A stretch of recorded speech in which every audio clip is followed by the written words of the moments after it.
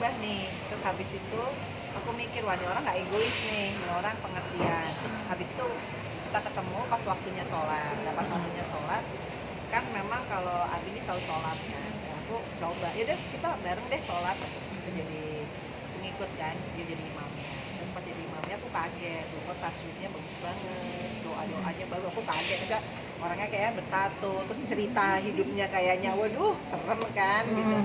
Tapi kok beda gitu. Nah terus berjalannya waktu, dia sama Fania sayang banget. Misalkan Fania minta apa, ya aku tahu lah keadaan Ferry saat ini ya. Tapi dengan keadaan yang kayak gini dia masih ada-adain buat Fania. Dia minta ini, minta itu, pokoknya Fania. Ya pokoknya dia sayang sama Fania. Dan mungkin itu juga yang membuat aku selama kita ngobrol juga kita komunikasinya bagus. Dia punya sense of humor yang bagus. Terus aku juga melihat, aku belum pernah sih, maksudnya ngerasa hal kayak gini setelah berapa puluh tahun yang lalu ya. Terakhir aku jatuh cinta tuh sama yang mungkin bapaknya anak-anak. Tapi itu kan jadi during kesendirianku tuh aku susah kan orang yang jatuh cinta. Nah, ya mungkin karena itu, mungkin juga Allah menggerakkan. Mungkin kan waktu aku divorce, aku juga pernah dilabelin jelek gitu ya. Tapi yang menolong aku kan Fania. Sooner or later orang juga ngelihat bagaimana aku tidak seperti yang diberitakan. Nah, Ferry ini kayaknya posisinya sama aku dulu.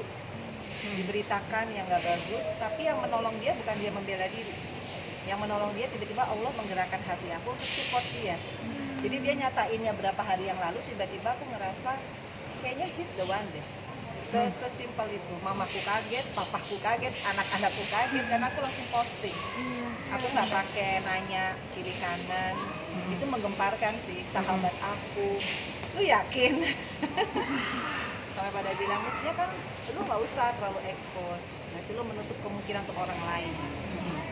Tapi nggak tahu kenapa ya, aku ngerasa kalau mungkin Abi di titik terendah, aku juga 8 tahun yang lalu kan di titik terendah.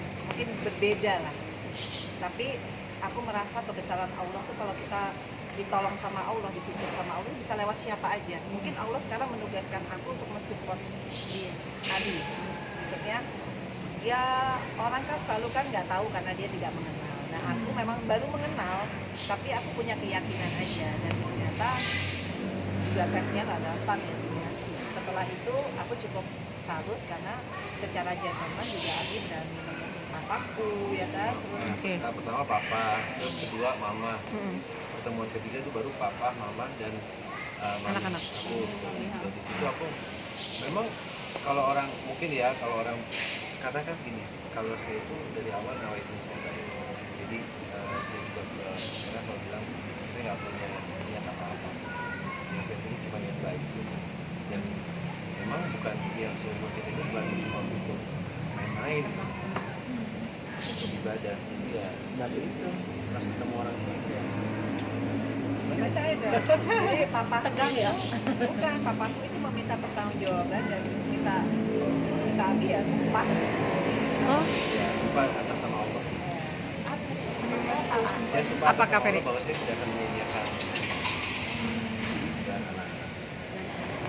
Berarti sudah saling ketemu sama keluarga ya, papa, mama, kedua kalian berdua. Dan gimana reaksi mereka akhirnya? Pada saat di situ apakah berkumpul semua dengan dua keluarga ini? Yang dibicarakannya apa sih Mbak Pena mungkin? Ya itu, aku juga surprise ya. Maksudnya papaku tuh menganggap aku kayak aku tuh anak 17 tahun yang mau merit gitu. Padahal aku tuh udah mau 50 tahun gitu. Tapi aku diperlakukan ya wajar karena mama papaku kan trauma.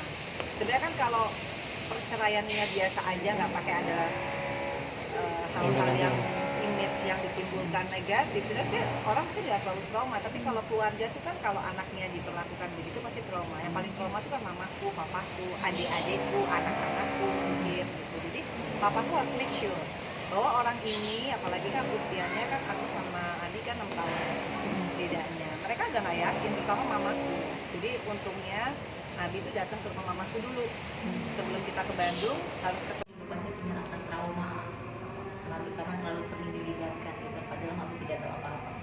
Gimana ya? Ya enggak, kalau mami saya sih sama Mama Vena ya alhamdulillah ya. Ya, maksudnya enggak ini, saya juga begitu juga saya ke mamanya Vena, ke bapaknya Vena, karena ya orang tua itu buat saya itu harus dijunjung tinggi, harus saya hormati, ya harus saya sayangi juga. Kalau untuk banyak kan orang tadi yang Mbak Hana bilang pasti ada dan pro dan kontra ketika Iya. kalian adalah orang-orang yang sudah pernah punya pengalaman menikah dan punya juga pengalaman yang mungkin bercerai seperti itu. Ada nggak sih pro dan kontra ketika kalian dekat seperti ini? Ada orang yang support, ada orang yang tadi bicara miring lah atau segala macam gitu. Oh banyak nih, kita suka ketawa ya kalau baca Instagram.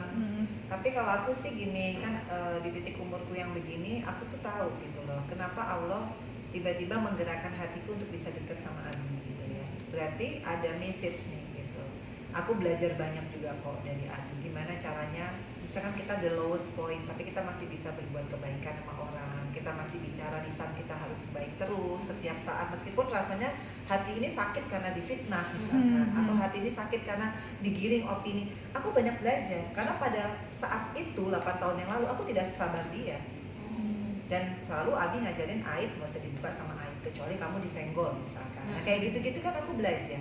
Memang umurnya lebih muda ya, 6 tahun, tapi aku lihat ada satu karakter ya, kalau dia punya masa lalu yang jelek, itu tugas aku untuk memberikan satu semangat, karena aku juga nggak sempurna, begitupun Abi nggak sempurna. Tapi kedepannya kalau dia punya komitmen, contoh kecil, kalau nanti saya udah bangkit lagi